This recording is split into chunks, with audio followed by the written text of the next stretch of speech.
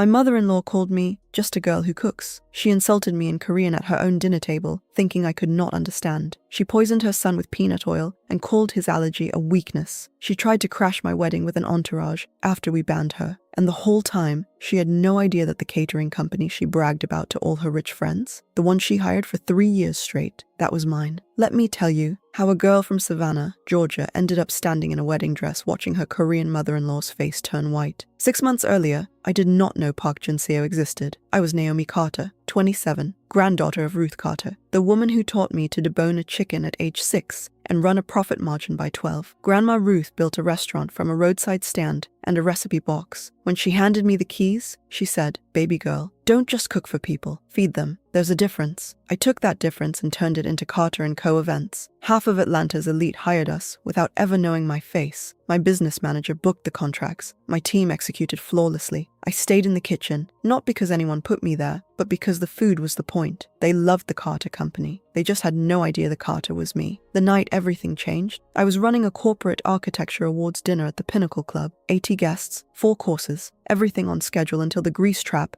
under the third burner decided tonight was the night to act up. The flare shot sideways. One of my line cooks jumped back. I grabbed the fire blanket, but not before smoke curled toward the vent, and a man appeared in the kitchen doorway. Tall, dark hair pushed back from his forehead, suit jacket off, sleeves already rolled to his elbows like he had been waiting for something to fix. "You need a hand? I need guests to stay out of my kitchen." I did not look up. The burner was still hissing. He stepped in anyway, grabbed the second fire blanket off the wall mount like he knew exactly where it would be, and helped me isolate the trap. No panic, no fumbling, just quiet hands working beside mine until the hissing stopped. The man straightened up and smiled like he had not just walked into a stranger's kitchen emergency uninvited. "Jun-seo Park," he said. "I'm an architect. I helped design the ventilation in this building, so I know where all the emergency equipment lives." I wiped my hands on my apron. "Naomi, and that's a very specific skill set for a dinner guest. I like knowing how things work." His eyes moved across the kitchen, not dismissive, not the way most guests glance back here. He was actually seeing it, the stations, the timing boards. My team already plating the second course like nothing happened. "Your team is impressive," he said. And then he did something I had never seen a guest do in 14 years of catering. He turned to my line cook. "Andre, right? I saw your name on the station card. That sear on the short rib was perfect." Andre blinked. "Thank you, sir." Jun-seo nodded at my pastry assistant. "And the amuse-bouche, the woman at station 1. Dee," I said. "Tell Dee it was the best thing I've eaten in 6 months." Something shifted in my chest. Small, warm. Kitchens don't run on feelings. They run on timing and temperature. But this man walked through smoke to help. And instead of making it about himself, he learned my people's names. I watched him head back toward the dining room. At the door, he turned. "Naomi, can I call you sometime? Not about ventilation." I almost laughed. "Almost. You don't even have my number." He held up his phone with a grin. "Your company website has a contact page. I'm resourceful." 3 days later, he called, and everything I thought I knew about keeping my life simple caught fire, worse than that grease trap. Our first real date, he brought a sketchbook. We were at my place, my real place, not the Carter & Co. test kitchen, but my apartment in Midtown with the cast iron collection hanging above the stove and Grandma Ruth's recipe binder on the counter like scripture. I told him I would cook. He said he would bring wine. He brought wine and a sketchbook. And while I broke down a whole chicken for Grandma Ruth's smothered recipe, he sat at my kitchen island and drew. Not me, the building across the street. "You're seriously sketching right now?" I slid the backbone out clean. 14 years of practice. Most people at least pretend to watch the cook. I am watching. He did not look up. His pencil moved in quick, certain strokes. "I'm also drawing. I can do both." "Architects." I shook my head. "Chefs." He glanced up and there it was again. That look, like my kitchen was the most interesting room he had ever been in. "You break down a chicken like you're conducting surgery." Grandma Ruth would say surgery is just cooking with smaller knives. He laughed, that real laugh, the one where his eyes disappeared into half moons. I turned back to my cutting board before he could see what that laugh did to my face. That night he stayed until midnight, not because either of us planned it, but because the conversation would not stop. He told me about growing up in Seoul until age 10, then moving to Atlanta where nobody could pronounce his name right. I told him about Grandma Ruth's kitchen, how the restaurant smelled like cast iron and cornbread on Saturday mornings, and how I decided at 13 that food was the only language everybody spoke. He listened like he was taking notes. Not for work, for me. When he left, his sketchbook was still on my counter. He had drawn my kitchen island, my cast iron collection, the window above the sink. He had drawn my world like it mattered. I stood there looking at those pencil lines and felt something I had not allowed myself in years. Hope. 3 weeks of this. He drew buildings. I fed him things his mother never made. Collard greens slow cooked with smoked turkey. peach cobbler with buttermilk crust, sweet potato bisque that made him close his eyes and go quiet for 10 full seconds. Teach me something in Korean, I said one evening, testing. I already knew more than I let on. 2 years of language apps and a semester at the Korean Cultural Center, all because I fell in love with Korean food culture first and then fell into a relationship where it mattered. But I wanted to hear how he taught, what he chose to share. He taught me mashisoyo, delicious. He said it while tasting my shrimp and grits, and the way his mouth shaped the word made my pulse do something unprofessional.